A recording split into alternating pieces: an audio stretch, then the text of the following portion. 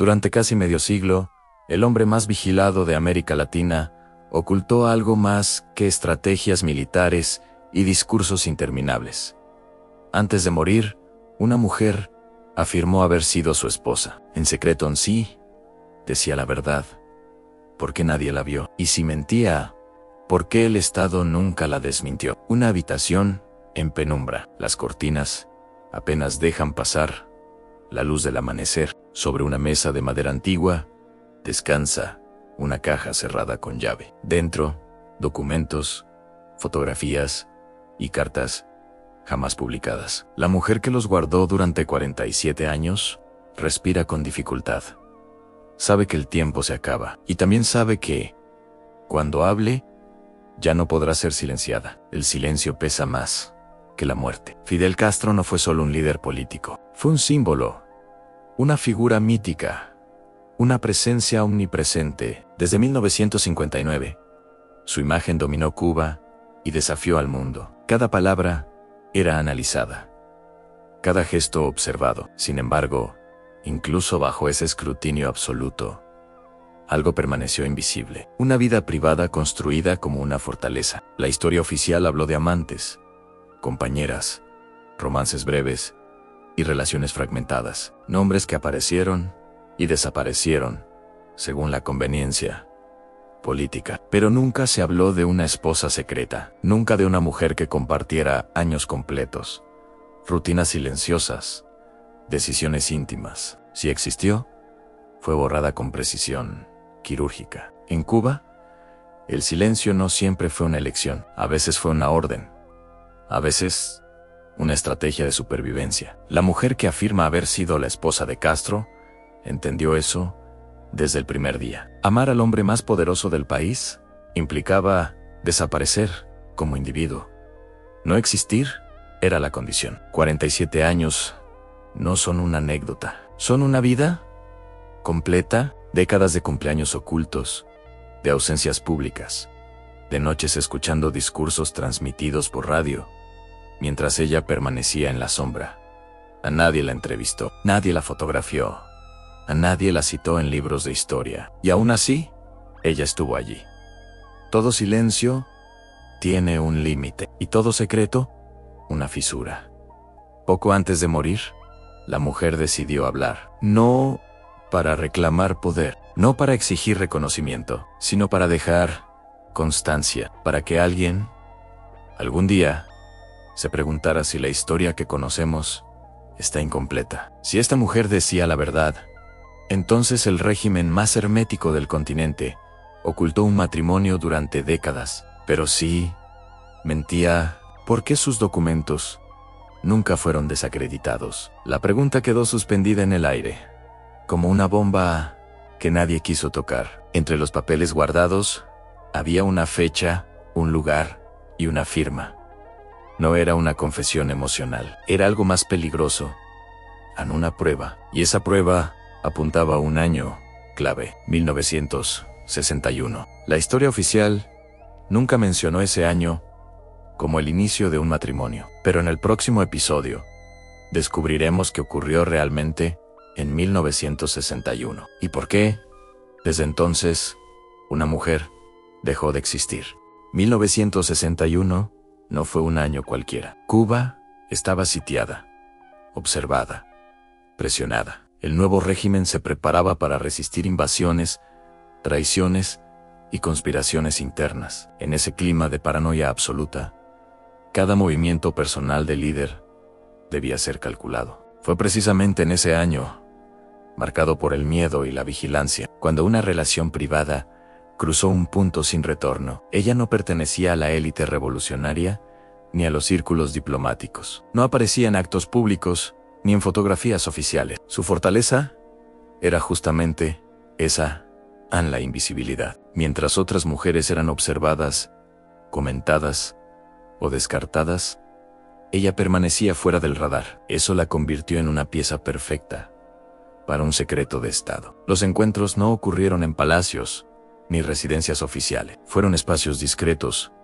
casas prestadas, horarios cambiantes. Nada debía repetirse, nada debía dejar rastro. El amor, si existía, Debía adaptarse a la lógica de la clandestinidad. Cada visita era un riesgo.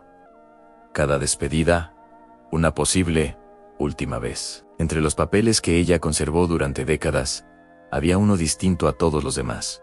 No era una carta ni una fotografía. Era un documento oficial, redactado con lenguaje frío y preciso. Una unión registrada fuera de los archivos públicos. No figuraba en registros civiles comunes. Estaba protegido por el mismo sistema que protegía secretos militares. Casarse con Fidel Castro en 1961 no era un acto romántico, era un riesgo político. Una esposa visible habría sido un punto débil, una amenaza para la narrativa revolucionaria. Por eso, si ese matrimonio ocurrió, solo podía existir en las sombras. El acuerdo fue implícito, pero absoluto. Ella no podría usar su apellido, no podría aparecer en público, no podría reclamar nada. A cambio, tendría protección, silencio y una vida paralela completamente separada del poder visible. Aceptar ese trato fue al mismo tiempo una elección y una condena. Mientras el mundo veía discursos, misiles y enfrentamientos internacionales, ella vivía una rutina distinta. No participaba en la historia oficial, pero era afectada por cada decisión. Cada crisis política redefinía su nivel de seguridad, su movilidad, incluso su nombre. Su vida dependía de que el secreto jamás saliera a la luz. El precio más alto no fue el anonimato, fue la renuncia total a una identidad pública. Ella dejó de ser alguien reconocible para convertirse en un fantasma funcional del sistema. Y ese fue solo el primer sacrificio. Años después, otro documento apareció en su archivo personal. No hablaba de matrimonio, hablaba de algo aún más delicado, una decisión irreversible tomada en nombre de la revolución. Y esa decisión cambiaría su vida para siempre. El matrimonio fue solo el comienzo. En el próximo episodio descubriremos que perdió realmente esta mujer para que el secreto se mantuviera intacto, y por qué su silencio fue recompensado con una vida que nunca eligió. El poder siempre exige algo a cambio, pero cuando el poder se vive desde las sombras, el precio no se negocia, se impone. Esta es la historia de una vida invisible, la de la mujer que guardó uno de los secretos más grandes de la Revolución Cubana. Para ella, el matrimonio no significó compañía constante, ni protección emocional. Significó renunciar, poco a poco, a todo lo que hacía reconocible una vida normal. El amor, si existía, debía sobrevivir, sin pruebas, sin gestos públicos, sin un solo rastro. Su historia es la crónica de un sacrificio silencioso, de una existencia borrada en nombre de un ideal que lo consumió todo. Hoy exploramos el coste real de ser la esposa secreta de Fidel Castro, Dalia Soto del Valle, y los sacrificios que marcaron su vida para siempre.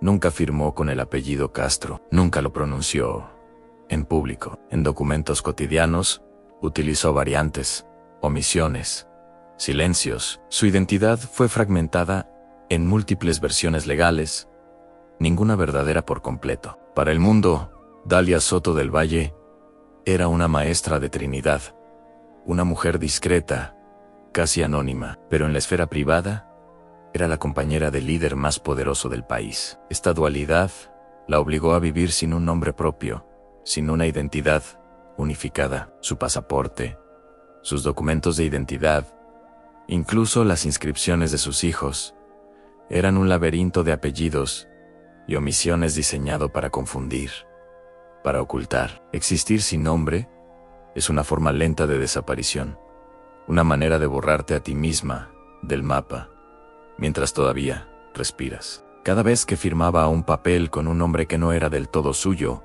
una pequeña parte de su ser se desvanecía. Era el primer peaje de una vida construida sobre el secretismo. Hubo una decisión que marcó un punto de quiebre irreversible, un sacrificio que ninguna mujer debería enfrentar. El sistema no podía permitirse nuevos vínculos, nuevas debilidades. La llegada de los hijos de Fidel y Dalia, 5 en total, fue gestionada no como un evento familiar, sino como una operación de inteligencia. Tener hijos significaba crear pruebas vivas, imposibles de borrar, y por eso, la maternidad se convirtió en una amenaza política. Los niños crecieron en una burbuja de aislamiento, apartados del ojo público, con identidades cuidadosamente construidas para no revelar su linaje.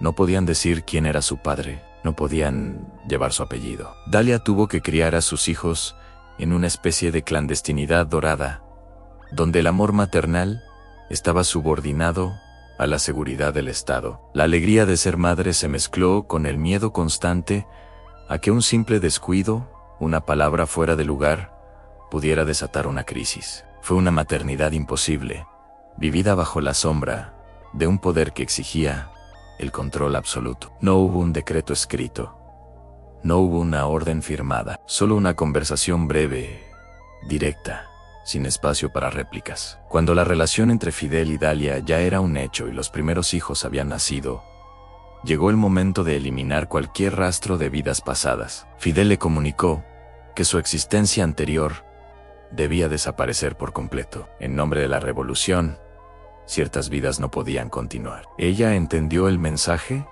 sin necesidad de palabras adicionales. Esto significó cortar lazos con amigos, con su pasado, con todo aquello que la definía antes de él. Su mundo se redujo a un círculo hermético de lealtad y silencio. La orden silenciosa no fue una sugerencia, fue una condición para seguir a su lado. Era el precio de pertenecer, aunque fuera en secreto, al centro del poder. Su vida anterior fue declarada oficialmente inexistente, un fantasma que ya nadie debía recordar. Aceptar no fue resignación, fue supervivencia. En un país donde el disenso podía costar la libertad o algo peor, ella eligió vivir. Pero vivir significó cargar con una pérdida que nunca podría nombrar en voz alta. El silencio se convirtió en su único refugio. Aceptó las condiciones, la invisibilidad, la renuncia a una vida pública. Entendió que su rol no era el de una primera dama, sino el de un secreto de Estado. Cada día tomaba la decisión consciente de permanecer en las sombras, de proteger a su familia y, por extensión, la imagen del líder. Esta aceptación no fue un acto pasivo, fue una estrategia activa para navegar un entorno peligroso. Sabía que cualquier paso en falso, cualquier reclamo de visibilidad, no solo la pondría en peligro a ella, sino también a sus hijos y al propio proyecto revolucionario al que su vida estaba ahora irrevocablemente ligada. Eligió el silencio como su armadura. Las décadas siguientes no estuvieron marcadas por eventos visibles, sino por una monotonía cuidadosamente controlada. Cambios de residencia, rutinas vigiladas, contactos limitados. Su vida avanzó en paralelo a la historia oficial, sin cruzarse jamás. Vivió en Punto Cero, un complejo residencial secreto al oeste de La Habana, un búnker de lujo y aislamiento. Sus días transcurrían entre las paredes de esa finca, lejos de las cámaras, lejos de la vida real de Cuba. Mientras el país enfrentaba crisis, racionamientos y cambios históricos, su existencia era una rutina predecible, diseñada para no dejar huella. Era una jaula dorada, donde tenía comodidades materiales, pero carecía de la libertad más básica, la de ser vista, la de existir públicamente. Los años grises fueron una larga espera, una vida en suspenso, observando el mundo a través de una ventana que la separaba de todo. Nunca reclamó títulos, nunca exigió reconocimiento, nunca pidió privilegios públicos. A diferencia de otras compañeras de líderes mundiales, Dalia permaneció completamente al margen. Su lealtad no fue recompensada con gloria, sino con protección mínima y distancia emocional.